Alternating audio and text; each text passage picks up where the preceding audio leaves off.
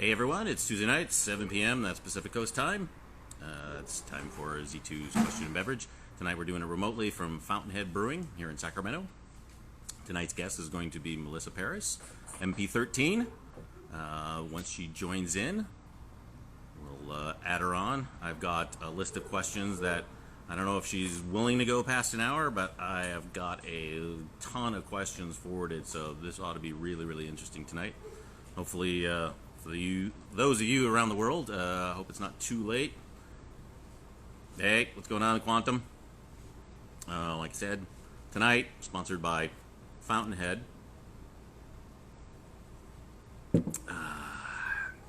So I see a bunch of people. There we go. Zach. What's up, Wickstick? Let's see. What can I do to kill the time before while Melissa shows up? If you're not in California, you're missing out on some awesome weather. I think it's about 72 degrees right now. Perfectly clear, calm, no breeze. This should be an absolute wonderful evening. And if you're in the Sacramento area, I'll throw another shout out to Fountainhead and PCP Motorsports. Go see Chad over there if you're looking for any type of motorcycle, Yamaha, blah, blah, blah, blah, blah. Yes, we do have some track days coming up. And Melissa, thanks for there. If you can actually, let me see if I can send the invite to you. Oh, there it is. Requests. Should be up any second. So the track days, yes, we have June 8th. We're ready for it. Let's see what happens. And looks like Melissa's coming out. Hey, Melissa. Hey, guys. Howdy, howdy. I'm just happy I was able to figure out the technology quicker than Josh was. Well, he made a bunch of notes, I'm sure. It would have been super funny if I struggled just as hard because I was heckling him really bad about it. No, thankfully not. Yeah, we had actually quite a bit of connection issues when we started with Josh, but we were all very young, and now we're all experts at this. So, as always, this is a question and beverage. Are you drinking tonight? And what kind of liquid are you drinking? I am drinking. I'm on the Mexican Coke. Ah, Mexican Coke, real sugar. Yes. Not corn squeezins. Mm-mm. The real stuff, the heavy stuff. The heavy stuff. Mm-hmm. Well, Garrett last week was drinking all of water, so that was exciting. That's depressing. So, other than Mexican Coke, if you had a drink of choice, what would it normally be? I'm so lame. I can't drink. So, it starts with like a rum and Coke, and then it ends up. Well, you told me we're not allowed to talk about. Anymore. Okay.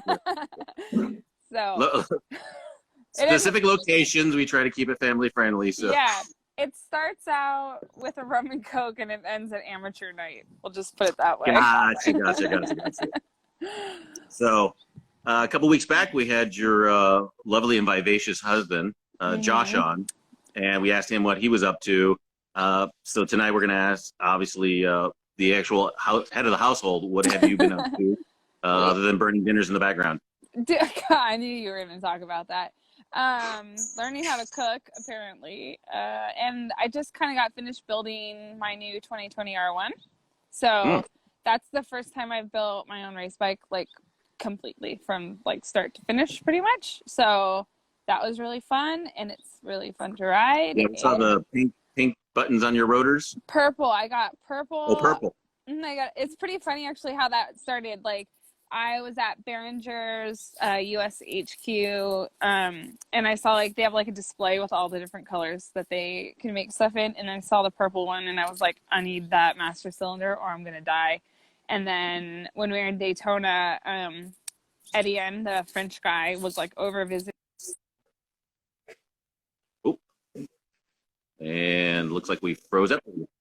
Yeah, sorry. Okay. I have like the limits on how long I'm allowed to be on social media. Anyway. Maybe Josh should get a job. Yeah, the guy from France, like Behringer, was there, and I like mentioned it to him too.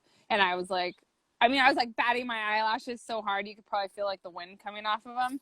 And so they got me the master cylinder, the clutch, the purple like carriers, for the Mhm. rotors and calipers. I got Superbike calipers that are Oh, purple.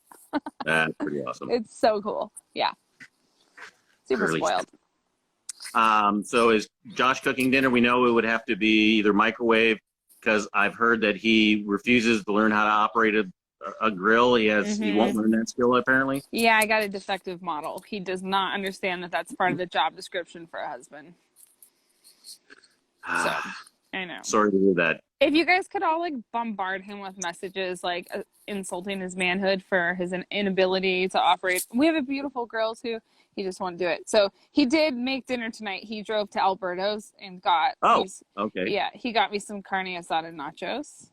So maybe we can put some handlebars on it and actually burner left is actually traction control, start finish, launch control. Someone just needs to convince him that it's like all the cool people are doing it, and then he'll do it, I think. Yes, all the men do this, Yeah, Josh. I know. Like, what? It's so lame. He's just like zero interest in it. And I hate cooking so much. Like, it's the worst. So, yeah. Well, thankfully, there's Uber Eats, if nothing else. Yeah, but you know, Josh isn't like the factory racer anymore, so we can't afford to like be ordering takeout anymore. Gotcha. Yeah. So, when you were, when are you? So your 2020 R1, are you going to be using it just for track days? Or are you actually planning on racing? What are you doing with it? So when I got it, I didn't really have a plan, but since then I've taken a job, with the Altus team in Moto America. So I'll be a mechanic for that team, which means I won't be racing any Moto America. Shut up, Josh. Why would I kick your dog? It's my dog too, dummy. Anyway, sorry. I will hopefully be club racing it. I'm going to do some like CVMA, maybe some AFM, that kind of stuff. Oh, very cool. So yeah, it's fun. Right. Just going to enjoy myself. I do remember your introduction to the AFM. I was vice president at the time, and you were out there with your 125. I think it was Sonoma, correct? No, it would have been at Buttonwillow when I got into like a massive argument about which group they put me in for practice. Oh. And then I proved my point. Because I'd never raced with AFM before, and they were like, "Who the hell are you?" And they put me in like the slowest group, and I was really indignant. Don't worry, don't say the same thing now. So. Yeah, but then I was like super indignant, and then like just to really make them feel that they did the right thing, I went out and crashed in practice like immediately. So I was just like, well, I'll just stay with the slow beginner group, I guess. This is where I belong. There's rules for a reason, the procedures for a reason. So we'll do some recent stuff. Okay. We'll go. I mean, I got a ton of questions, ton of history stuff. Cool. Hopefully we can make the hour. If not, if you're willing, we'll start again. Josh actually did an hour and a half. I see. Josh, are you reading the stuff Josh is writing? I don't know who's watching our child right now if he has all this time to heckle me. Yeah, what's going on with that? I don't know, but he better. Don't worry, I have CPS on speed dial here. He better be getting the couch ready, like, because that's where he's going to be sleeping at this rate. The doghouse, so nobody kicks it. Seriously, I'll just have to No, I'm not going to say it. I was going to say something rude, but I just stopped myself. Well, we brought this up with Josh, and we actually had some conversation about Daytona, and Daytona interrupted. Yeah. And for those that you don't race, Daytona is a very unique, one-off, very expensive. I mean, not just the travel, but everything else, quick change, everything with specialty stuff. And with Josh being your rider and putting on provisional pole, that must have been absolutely the worst feeling to lose all that money only to be told, well, thanks for coming out, but try again later. I mean, like, the thing is, like, there was so much stress going into that whole situation to start with, just having everything ready in time.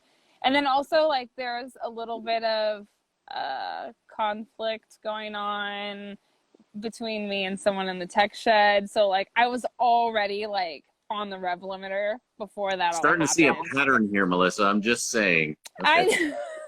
This guy actually went and found Josh and was like, I just saw your wife arguing with the tech inspector, and like, she's amazing. she's just amazing.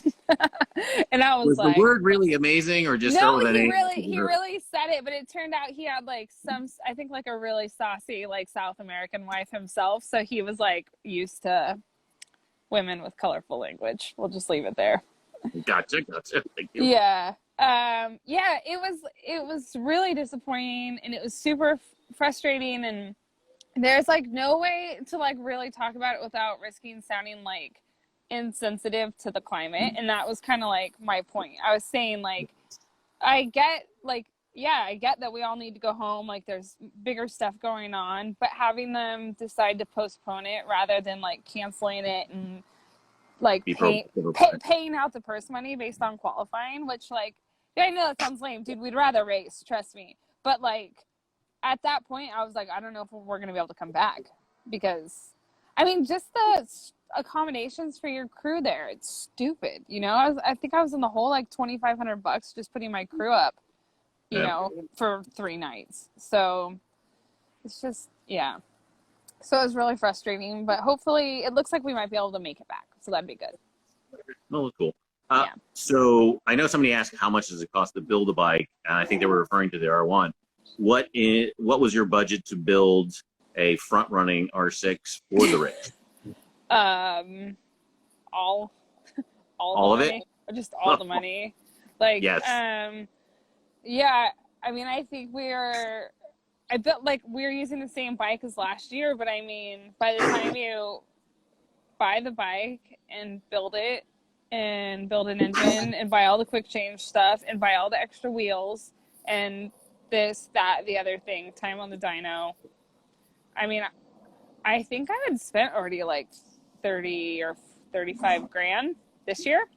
And that was using a bike that we built last year. So, and that was not paying for tires. Like, I mean, it's stupid. Like, as much money as you have to spend it. Like, just getting, I mean, you know, the engine, I had to buy a new engine for this because after Daytona last year, we decided to do some Moto America stuff. So now that engine was no longer legal for Daytona. Right. Oh. Yeah. So I had to buy an engine and then, you know, have it built. And then, I mean, honestly, like that was just huge. That was like 6 or 7 grand right there by the time it was all said and done. Who typically builds your? We had Curtis Tom. He was at Hudson at the time. So Curtis Tom, he was at Graves for like ever. So he built that engine. The engine before from last year, the guys at Westby built it, and then afterwards Tony Romo. Like it was pretty fun. They pretty much tore us down to the crank for getting 4th place. So I left Daytona last year with like an engine in Tupperwares. Oh, jeez. Yeah. So then Tony Romo put it back together for us so we could race Moto America after that. Oh. Yeah. Good to have friends in the paddock, huh? Yeah, I mean, at that point, it was literally like whoever is geographically close to where we are, because we couldn't afford to drive like the truck back home or ship it in home. And how much time was between Daytona and the first Moto America race that you had to get it built? We had some time. We didn't race Road Atlanta. We didn't race until Virginia, so we had like 6 or something weeks. But we didn't even know we were going to race Virginia. Yeah, like I mean, honestly, like we built it because the plan was to lease the bike, like to find someone to do a buy ride, and then we arrived at Virginia and like nothing had happened and no one materialized, and so like that was crazy because that was a 2-day event. So we were there at like Friday. We moved in and like Josh was like, "Oh, I'm so sad. I had so much fun riding that bike," and I was like, "Well, you can race it this weekend if you want." And like literally at 3:00 on Friday, we made the decision for him to race that weekend, and then he got on the podium twice. Wow. Yeah. So that was what a good wife. He could at least learn how to operate a grill. I know, right? Like, gosh, I actually worked so hard that weekend when we were in Virginia because it was like pretty much just me, and it was a 2-day weekend, so like super condensed schedule. Like I was telling someone just recently, at the end of the weekend, it's Sunday night, we finished packing up. And I go into the showers there in the paddock at VIR, and I was like showering, and I was like washing my hair in my little shower flip-flops, and then everything went black. And I was like, I think I just had a stroke. Like I'm pretty sure I just had like, this is it, I'm dying, and then I realized like the lights were on a timer and they had just shut off on me. Oh, Yeah. like the Buttonwillow bathrooms. Gotcha. Yeah, exactly. But it was like, that was how intense the weekend was, that I like, my first thought was like, okay, I'm dying. This is it. It's all over. Yeah. So Awesome. So yeah. other things that you've been doing other than the MP13 race team, and actually are you've been doing a lot of R3 the last couple of years. Mm-hmm. Are you still involved with the youth class, the racing, or you just kind of took on the big kid Josh and Yeah, like well, I did, the first year was 2017 with Jamie, and that was when it was still that KTM Cup. And I was super relieved when they opened it up so I could, do the Yamaha program with Corey Ventura, which was great. We had a really good time. I really enjoyed working with him. But, like, I don't know, my heart wasn't really in it. Like, the Junior Cup class is so cool, but, like, the bikes are, like, they're budget bikes, right? So they're not super fun to work on because, like, they're, they're like $4,000 motorcycles, and they just, yep.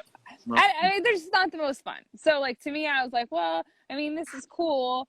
And if I had like another rider for that class the next year, I would have been all about it. But, someone actually approached me and wanted to do like a buy ride thing in Super Sport. So that was why I went out and bought a 600 and like got it all prepped. And then the guy ghosted me. So then I was like, well, I've got a 600 now. there's this thing I looked it up earlier called a deposit Yeah, it and was. non-refundable. Yeah, it was my fault. Basically, like, his management team had the contract, and they were like, oh yeah, like, we've got it, it's all gonna be fine.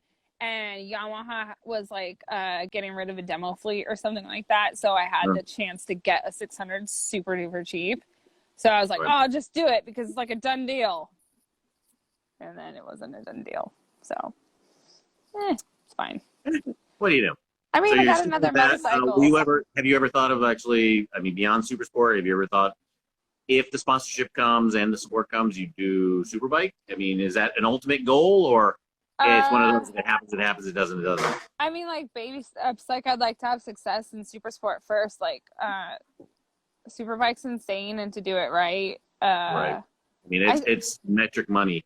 It's really hard because I feel like I'm in a unique situation because I've gotten to sit in on teams that do things right, like, especially like early days when Josh was at Arian, like, and I was just like his, like, no one's paying any attention to me. And so I had the opportunity to like, just kind of like sit there in the truck a lot of times and listen to things, like listen in on debriefs, or like listen to team managers talking to team owners about logistics. And like, listen, I just did so much listening. And then even later when Josh was at Yamaha, just getting to see and like hear people talk about, the way things should be done, that now when I see someone be like, well, I'm just going to go race Superbike because I can get more sponsorship. And I'm like, but like, don't, like, it's, I don't know, like, maybe I just know what it's like. I feel like I've seen what it takes to win. And if you like can't get all of those ingredients, like, why bother? Like, why not go race Super Sport or Stock 1000 and like make a name for yourself, and then like, and then make the step when you're ready. No, and it certainly does make sense. You can get your hands on or grasp it until you get to the point where you've outgrown Super Sport, and since you're just kind of still dipping your toes into it. Yeah, I feel like the Westby team is like a really good example of someone who's like done it right. They raced that Stock 1000 class, and then to the point that they were able to like get on the podium on a Stock 1000 bike, and then they're like, okay, like now we're ready. Like now we shall make the next step. And I just think that was like really intelligent. So, okay, so would you entertain doing a 1000cc Super Sport? Yeah, like, I think the Stock 1000 class is super interesting right now, especially because they have the Superbike Cup. So if you have a rider that's eligible for it, you can race Stock 1000, and then they also get to compete in the Superbike race on their Stock 1000 bike. And I love that. Like, I think that's a really good concept, and I hope that some of the really good racers like take advantage of that. And I think it's a really good chance for a team to take advantage of it too, you know? Well, great way to showcase, kids that are coming up out of super Yeah. sport. That's a huge jump from super sport, 600 super sport to superbike. And now you see guys Yeah. like, Anthony Lee, Yeah. stepping up. Yeah. I Andrew mean, Lee, it's a I don't know where lot. Anthony. Yeah. Yeah, I knew what you meant. It's just like, I see again, like, I don't know, like you see people in superbike like really struggling because they're like throwing all these, like there's so much you can do that you can get yourself really lost, you know? Like, oh, like you got to have the electronics and you got to have the swing arm and then you got to have like the link and then you got to have the clamps and then like everything is adjustable and variable and then like they just totally turn the motorcycle into like some right. heaping pile of crap that is hard to ride, you know? And I House feel like, competition's a little bit better, I would think, as well, because you're less things to screw up, like you said, and more obtainium parts. yeah. And I mean, like, sometimes I think, like, coming from just being like a street squid maybe gives me like a different perspective. And Josh and I have talked about it before. And even with the big teams, I go, sometimes it makes sense to me. Like, maybe you should just ride it like a super stock bike. And then when you're like, gosh, I wish it would do X, then throw that part at it. That's going to fix that problem. And, yeah, I remember Josh telling me when he first was at Factory Yamaha, they basically did that. Like he was pretty lost those first couple of race weekends, and he asked them. He said, "Please give me a super stock bike, and then let's like work back to it." And it worked. Right. I'm sorry, my phone's shaking. The temperature just dropped like 12 degrees, and I think I'm shivering. Well, I've got the brewer firing up the kettle, so there's a 15 burner flame going on behind me. Oh, that sounds wonderful.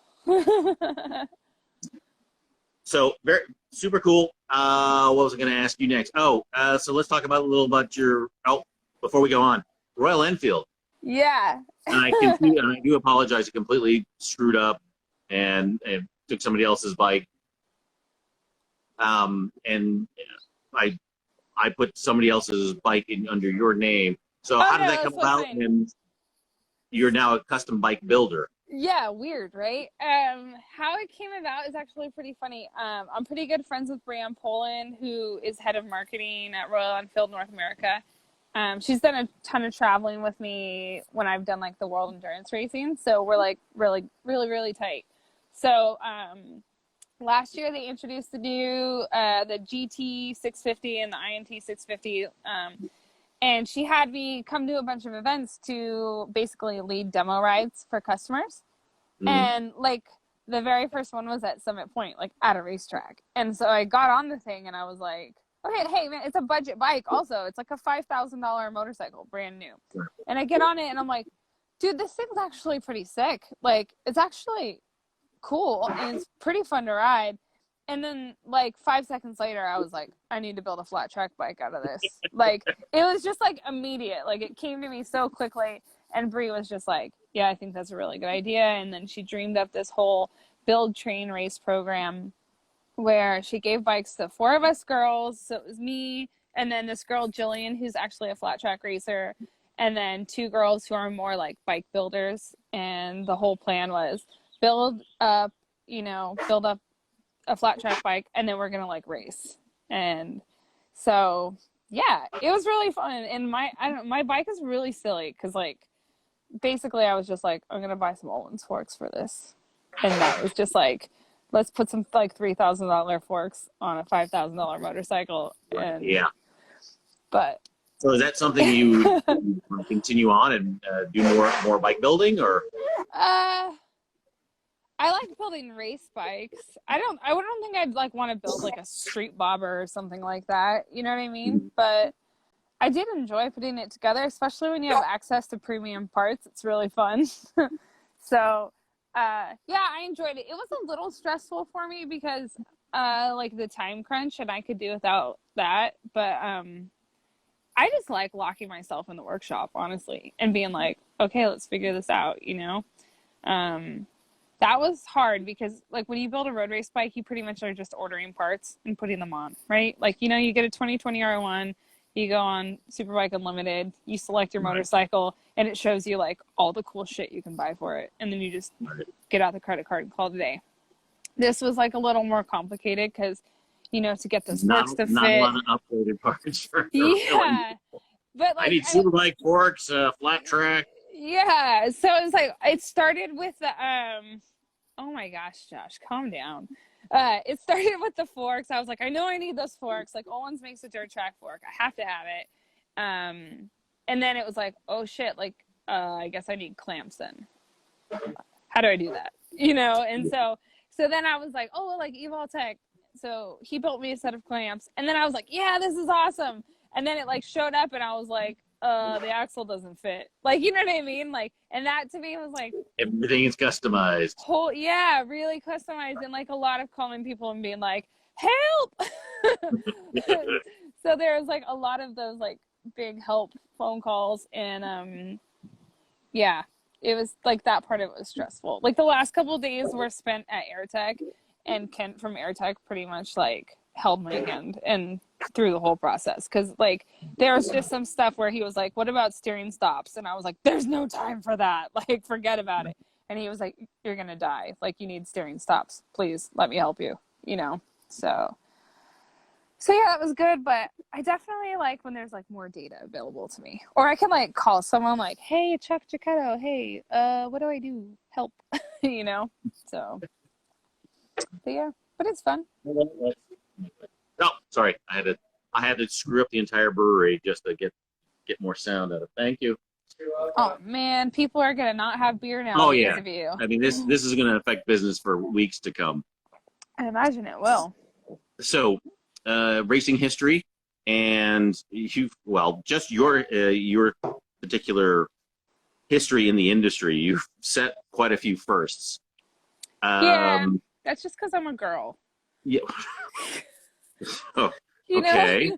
Well, I saw a post that just said gender doesn't matter on the machinery. So yeah, girl power. Yeah, I know. It's just like when people are like, "Oh, you're like the first girl to do this and the first girl to do that," and I'm like, "Well, I was the first one to get the idea." There's like a bunch of girls coming up behind me that are gonna like go do those things and like do them way better than me. You know? Yeah, but somebody still has to be the pioneer to get it out there. Yeah. You're the Amelia Earhart for. Yeah. That might be a little grandiose. Yeah, I mean, she also ended up like somewhere in the middle of the ocean, I think. So Well, that's where I was going. You're yeah. gonna end up missing. Yeah, if I could. So let me see if I got a couple of these correct. So Okay. you were actually the second American woman, at least, if not the second American, to ride a MotoGP bike, the 800cc, the last of the 800. Yep. At Valencia. Mhm. That was the Tech 3 or Tech 12 bike that Josh actually had the wild card spot for. Yeah, I think I actually rode Cal's bike, but yeah, it was that same weekend. Yes. Same weekend. Ask me who was faster. Ask me who had faster trap speed.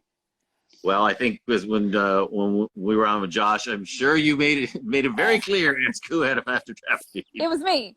In case anyone wasn't really? sure. Here's yeah, my look of shock. I went faster than him.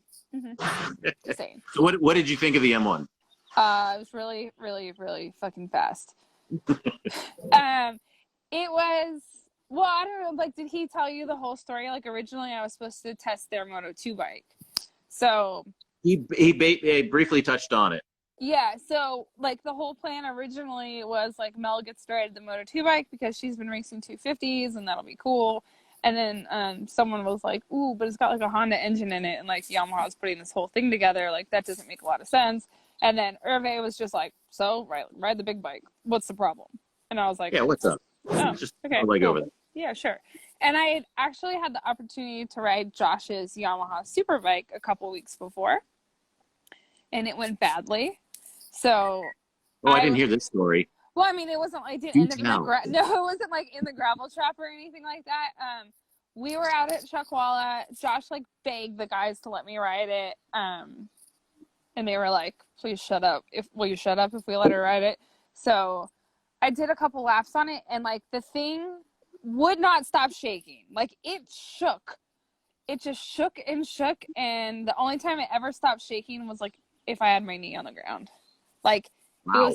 It was effing impossible to ride. It was miserable, And I was like, well, big bikes are stupid. Like, this is dumb. This isn't fun at all. We had the conclusion. Like Y- stupid. yeah, I was like, oh, I don't like this. So then, like, going into riding the GP bike, I was like, well, this is going to be miserable because if I couldn't ride a super bike, like, what's a MotoGP bike going to be like? Right. It was a lot better. Yeah. It was Kind of like, how much money does it cost to make a super bike? All of it. Yeah, I gotcha. Yeah, exactly. The GP bike, well, for one, it's like made for someone my size, more so Right. than someone Josh's size. So like that part was good. I think the thing, like, I just have regrets now when I look back that I didn't like send it, you know, because But like at the time well, I was, you didn't get that many laps on it. To be yeah, I honest, did. did you? Are you kidding me? I got like 20 laps on it. Really? Wow, Yeah. I didn't realize you Yeah. got that many laps. Yeah, it was crazy. Like as I was getting to roll out, I was like putting my gear on, and Josh looks at it, and he like looks at Irving, and he goes, "Dude, it's still got the carbon brakes on it. Like you guys you're gonna put stainless brakes on it, right? Because they always put stainless brakes on Yeah. it for like Yeah. stuff." For sure. And Irving's like, "Does she want to ride a GP bike or not?" Like total deadpan, and I was like, "Oh fuck." And Crutchlow's standing there, and he even like panicked a little and was like, okay, so what you want to do is like, don't just hold the brake lever, because if you do, then it's gonna like catch and you're gonna go over the bars. You gotta like grab it and release it and grab it and release it. And I'm just sitting there like, cool, I'm dead person, like I'm about to die. And then like I get on the bike and I look at like the crew guy and I'm like, so like how many laps can I do? And he's like, it's got a full tank of gas. Done and done. Yeah, and I was like, all right, cool. And then it wasn't the journalist day. So like Spies was on track. Rossi was on track. Like people were like riding and I was just like, oh, I'm gonna die. But I didn't. It was like half wet, half dry, so like most of the guys were in the garage, but yeah, it was gnarly, but like at the time I was like, just don't crash this bike, don't mess up. And like in retrospect, like they're never gonna let me ride it again anyways. So like what did I had nothing to lose. Like I kinda wish I would have like Yeah, but you didn't want a reputation either, so that would be a great story. Like, remember that time? And like, they didn't even need the bike anymore. That was literally I think the last time that 800 got ridden. You know, so like, I mean, it probably went to the crusher anyway. I could have just helped them. I would just help them. I could have just helped. I could have Look, done mommy, I'm like helping. a little pre-crushing. But no, it was really cool. It's hard to understand how much lean angle. So like, you think you're doing really good, and then like you're not. I'm But in yeah. the world. Not really, not according to the stopwatch.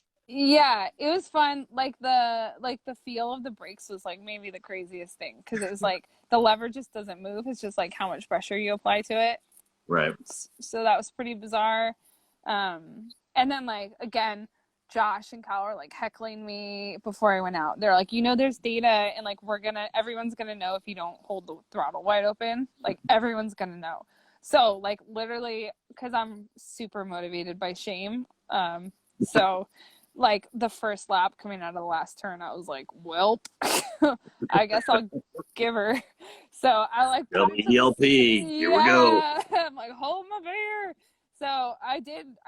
I got it on the stop, and I guess like Josh said, Cal thought I had fallen off because like they couldn't even see me because I was like tucked in behind the bubble pretty good. So, but yeah, that was fine. I mean, it's just fast. Like I couldn't get my foot on the shifter quick enough to grab gears because it just like it builds RPM so quickly. And yeah, it hits the red line just about as quick as you can think it will. Yeah, and it like wheelies in fifth gear. So there's that. Yep. Terrifying. Well, super amazing. Look at Josh's God, Josh, who's watching our kid right now? There's a little bit of an issue on your bike. God. If you Don't worry, we'll have Josh on just for you to bag on him. That's just to be a bag session. I know. You can only imagine what like living in our house is like. It's not good, man. No. Yeah. Dog kicking, the whole thing. It's just, yeah. Nobody kicks the dog. The dog's the favorite in the house. So a couple other firsts. Okay. Let's have endurance racing. You were the first all-women team to qualify and complete the Le Mans 24. Yeah, we were. It's that's pretty rad, whether you're a woman or not. Just getting the opportunity to do it and then finishing a 24. It's That is bananas. just unreal. The year before that, the same group of girls, we won the 600 class at 24 Hour of Catalunya. Mm. So, and at that one, you're allowed 4 riders. So we're like, oh, cool. Like, we won a bunch of people you've never heard of on 600s. Let's go race in the World Championship Exactly. on a 1000. Seems like the logical next step. But it was so freaking cool, dude. Like, we did, that year, we did Le Mans and Bull d'Or, and it's weird because, like, I did some endurance racing here with Wira a bunch of years ago, and I hated it. But now I love it. It's so much fun. It's so hard, and I don't know. It's just really fun. Well, a 24-hour race, I've only done one, and it was at the Oschersleben, and that's Okay. like a 40-hour day because you start off with practice, you got to do night practice, qualifying, work on Yeah. the bike. 40, I mean, it is it's not just those short little stints. It's a No. very long race. And you're already, like, all jacked up because you're in Europe, so you're already, like, not sleeping well. And then, I don't know if Oschersleben is bad, but, like, at Le Mans and the Bull d'Or, you have, like, these crazy fans. Oh, they're like, insane with their fireworks. Yeah, like, and they're, like, literally, like, build these bikes specifically just to sit there and, like, hold them on the Just Red make Bull noise. all night. And they have, like, these giant canisters off the back. Megaphones. Yeah, we call it the wa-ta-ta, because all night, all you hear is, like, wa-ta-ta-ta-ta-ta-ta-ta. So you're, like, you can't sleep. And, yeah, the whole thing is just, like, like, you can't beat that ambiance. Like, people are just freaking pumped, you know? It's literally nothing like we see in the States where No. these people party for 24 plus hours, and then you got to go out there and actually do your job, and you're like, wow, we're racing in the middle of a giant party. It's like 4:00 in the morning, and, like, you're questioning all your life decisions. Like, you're like, what? Oh, like, my 7th grade math teacher was right. Like, I'm never going to amount to anything. Like, I've made bad choices. And there's, like, people shooting fireworks across the track. Like, how are you still drinking? Like, you've been drinking for 3 days straight. Like, I don't know how your eardrums aren't ruptured. Like, yeah. And I almost feel like the people partying, like, do even a better job. Like, you know, like, more intense work than the actual racers do. I don't know. I was pretty exhausted. Yeah. I actually got. I'll thank Track Days UK. They actually let me start and let me Cool. finish the race, which is that's super, awesome. super cool. Yeah. But I remember one of my stints. Dawn was just breaking, and I don't know if you got that opportunity. And you're like, oh, it's almost over, and it's not. You still have 8 hours to go. No, it's not And even close. false sense of hope of like, yeah, we're close. No, you're not. Oh my gosh. You start doing the math of how many more times you're going to have to ride, right? Uh-huh. You're like, well, there's like 8 hours left. There's 3 riders. The bike will go, you know, like 53 minutes. Carry the 2, subtract 4. I think I'm going to have, oh God, I have to ride 4 more times. Somebody fucking kill me. Like, yeah, it's really fun. I love it. So I don't know how yours, I haven't ridden Le Mans, but how was your wrist at the end of my wrists were just killing. We actually had spray Novocaine for the wrists just to keep it. I was like, Really? oh, the heavy braking. Oh, yeah. No, none of that. Like, Le Mans, I feel like the squeezers get you, like the inner thighs. Yeah. This last one we did, one of my teammates, Melody, it was her first 24-hour, and the first time she got off the bike, she was like, I feel like American cowboy. And she was like hobbling, like all, what's the word, you know, like when your legs are all, yeah, she looked all jacked up. It was funny. And I was like, oh God, like she looks like that after her first stint. Like we have 23 hours to go. Yeah. But, yeah, it's fun. I don't know. Did you see like the last one we did, the Bull d'Or this past fall? It was bananas. So like weather, of course, is like beautiful. We show up, like it's south of France. It's like warm, like everything's wonderful. Qualifying, yeah, till the race starts. So basically, like I started the race and the bottom fucking fell out of the sky, and like every bit of water that ever was on Earth fell onto the racetrack. Like on my sighting lap, I was watching like the wind was like creating like waves in the standing water, and I was just like, I want to go home. Oh no. Game over, Yeah, man. Game it over. was so sketchy. So like I'm out there and like I don't know, like and it's dark because it's raining so much. It's like it's not even that late in the day. It's already getting dark. And then somebody crashed in turn one, and I see like this flag, and I'm like, that looks bad. And then I get closer and I just see like a rainbow. It had dumped, like 24 liters of fuel across the turn. But like the thing with Paul Ricard, where that race is it's a Formula One track, so there's no gravel pits. The whole surface is paved. Yeah, that's paved. So nowhere for water to go. So like they had to divert us off the racetrack to go around it. So I sat behind a pace car for like 45 minutes. Wow. Just like doing laps while they tried to like literally like figure out what the hell they were going to do. It was just chaos. And then I came in, my next teammate went out, and I was like, we had a van with a physio, and like I can hear the announcers in French just like speaking excitedly, but I didn't really know what was going on. And I'm like, qu'est-ce qu'elle dit? Like, what did he say? What are they saying? And she's like, they're saying if it doesn't stop raining, they're going to have to stop the race. And like that hadn't happened in like 17 years. So like literally. Actually in 2002, well maybe, because in 2002 we stopped the race for rain, not by crash. Yeah, well, that's how long it had been. 16 years. So so there we go. Yeah. So they got something in common.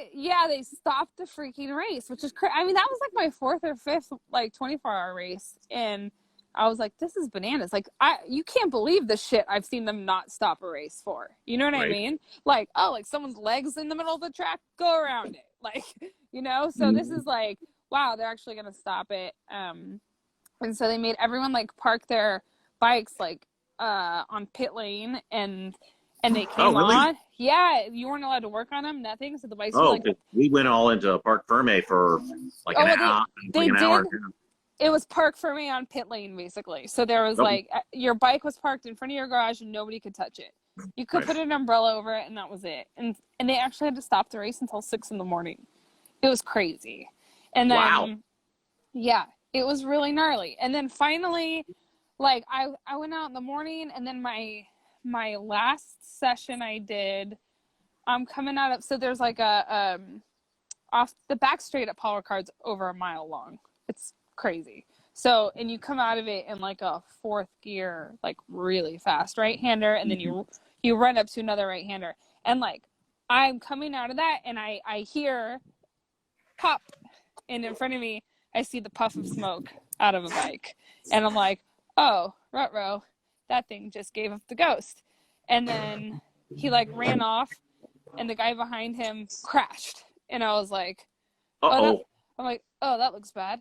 What do I do? And so like I'm looking to see where the oil is, and like carefully go around it, and I'm like waiting to see like is the pace car gonna come back out, what's gonna go on. And I made it all the way to the back straight again, and the pace car comes out, and when I came around the next lap, the flames were like 40 feet in the air. I think it had claimed 3 bikes at that point.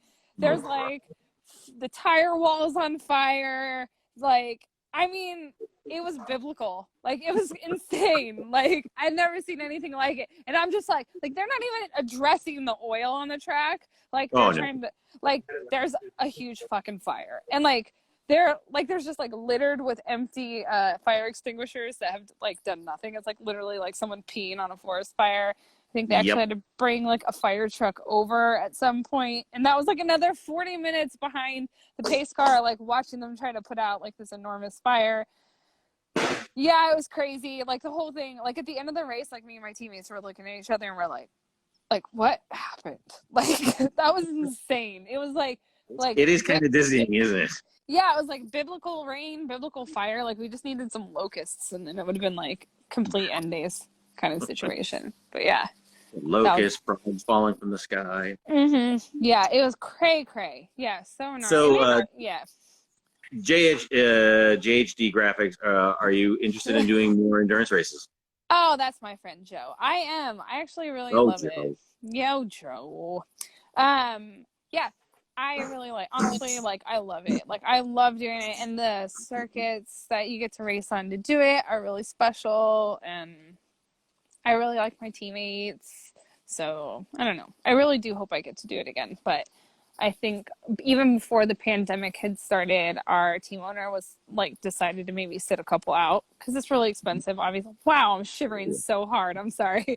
Um, yeah, he decided Everything to like. okay in SoCal? I mean, I it know, looks like is my that a body only. 7.2 going on? Yeah, my body operates between like 78 and 84 degrees. Anything like below or above that, and I'm like suffering.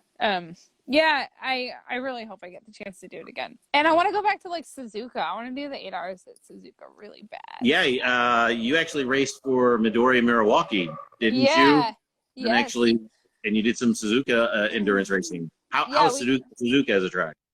Suzuka's amazing. Like oh look, she's bringing me a blanket.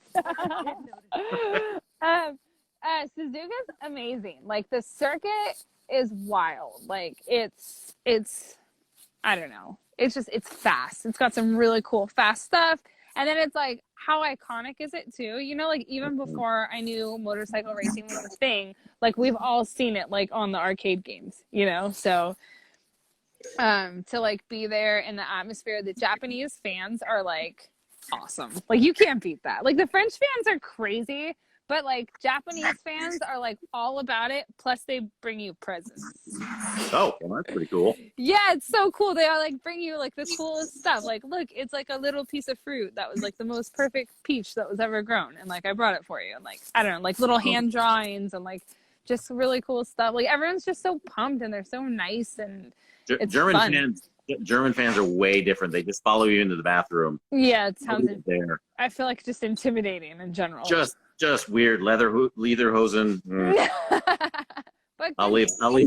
Good beer. That's my recommendation. Maybe pass on Ostrich Legend. Okay, I'll keep that in mind. The German fans are different. Yeah.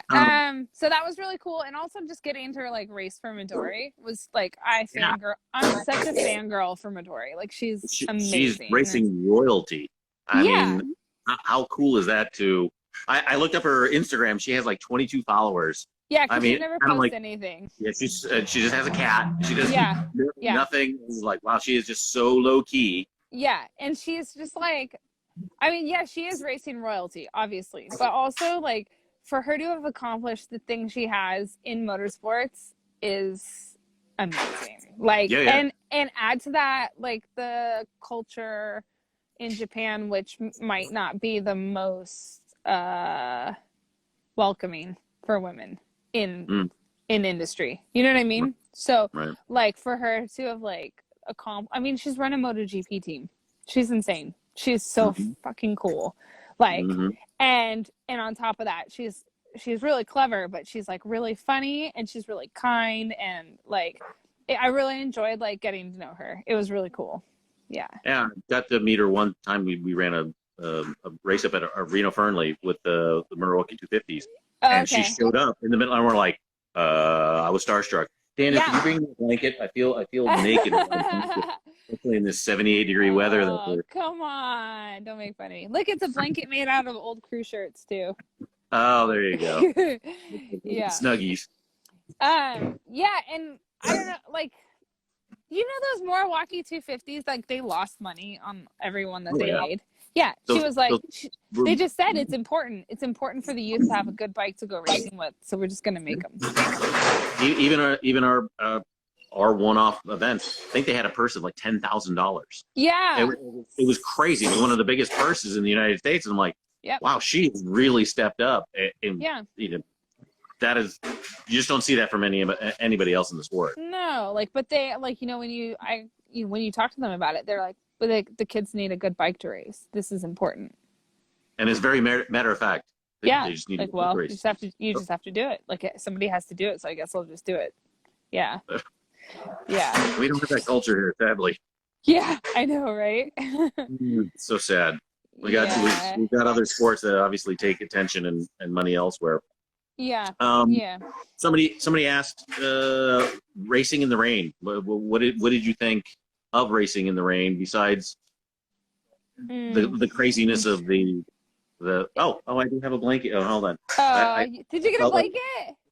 there we go. Oh, Oh, I'm gonna start oh, sweating in 2 minutes here. that looks so cozy and cuddly. It does. It makes my eyes pop too. Yeah, it really, I mean, I didn't want to like say anything. I don't want to make Josh jealous or anything, but um racing in the rain. So I've had like really mixed bag of results with racing in the rain. My first time I ever rode a race bike in the rain was at Barber Motorsports Park, and I'm not sure what Josh said to me, but what I heard was you can't high side in the rain. I think I what would he question that statement no matter what. Yeah, I think what he said was like usually you tuck the front, but what I heard was Send it. so as a result, I've always gone over the high side in the rain. Big. Really, really, I've had some really, really big ones. But I don't know, like it depends on the bike. Like there are some bikes that I've really, really enjoyed riding in the rain. You know, the R6, and back when I was on my 250, I actually really enjoyed racing that one in the rain. There are other bikes Because that of lack of torque? What's that? Because of lack of torque, since it's all top end, easier to modulate. I don't know. Honestly, I couldn't put like my finger on what it was. Like, I think they were just the bikes that I was already like confident on in the dry, maybe. And I think when I was riding those bikes, I was feeling really confident. You know, when I was racing 250s, I was running at the front and I felt good. And I think Josh maybe gave me some advice about racing in the rain. The key is just to tell yourself you like it.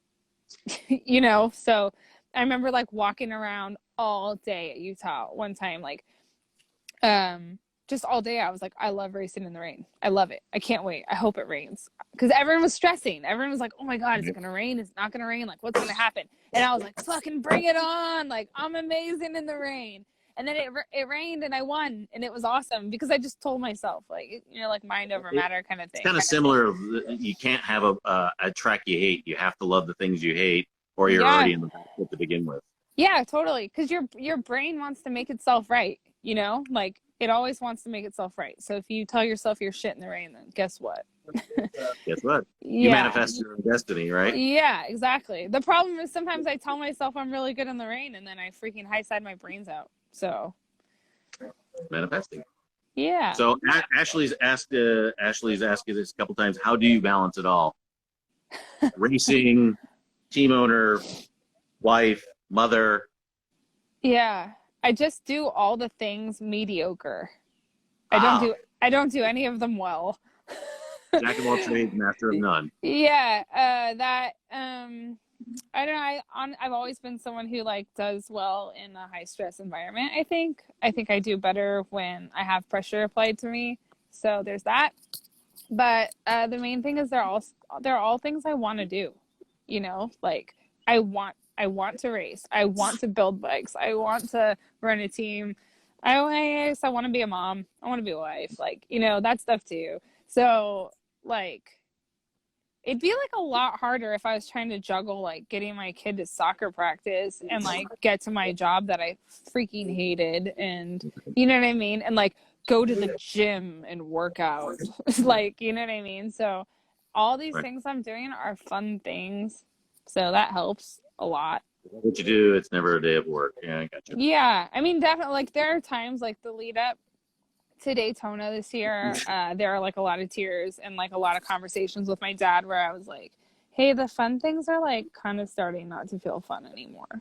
You know, like it's starting to feel like work a little bit. And I was like, I have to learn how to like say no to some things, you know?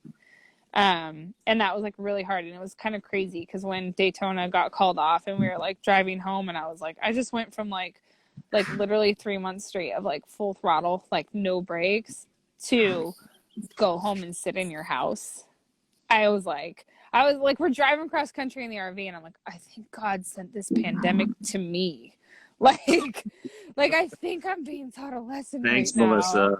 I know, so I'm Great. sorry, guys. Like, it's just because I like overschedule myself. So I'm sorry you guys got dragged into it, but I think it was something I did. I did need that, honestly. Like, I needed something to be like, slow down. Like, pick the things. Like, don't pick all of them. You can't, because it's true. Like I said, like you end up just doing like a lot of things okay instead of doing a very good job of all of them. So.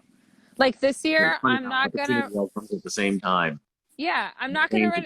I'm not gonna run a team this year. This year, I'm just gonna be a mechanic for Altus, and I'm like pumped because I'm like, cool. My only job is to like show up at the racetrack, like ready to be the best flying mechanic I can, and do the best job I can for my rider and make sure he has everything he needs. And then at the end of the weekend, like give a list to the team and be like, this is what needs to happen before we show up at the track next time. And that's better than making a bunch of changes for Josh and it really just didn't do much for him. Okay, we're going to change swing arm. We're going to put the rear wheel on the front, front wheel on the rear, change that up, flip it around, and then do the same times. Did he sell me out about the air pressure thing at Daytona last year? No. He didn't? Nuh-uh. I'm gonna sell myself out because this is like a really good story that I wish someone would have told me like when I first started racing. So we're at Daytona and he's going pretty good. He's like P5 in practice and qualifying, but we're chunking tires. Like he is just like ripping the tread off of tires and we can't figure out what's going on, right? So, I mean, we changed clutch settings, we changed this, we changed that, like we did all this stuff and nothing seemed to be working. So on a whim, Romo from Daytona is like, hey, will you go check your air pressure gauge against the master gauge? So I'm like, sure. It was, the pressure in his tires was 7 pounds higher than we thought it was. So we're like, we fucking fixed it. Watch this, dude. He's doing these times with 7 pounds too much. Watch this. And he did the exact same time. Wait a minute, he dropped 7 pounds and it didn't make any difference whatsoever? He did the same time, like to the 10th. It made no difference. Oh, and it still chunked the tire.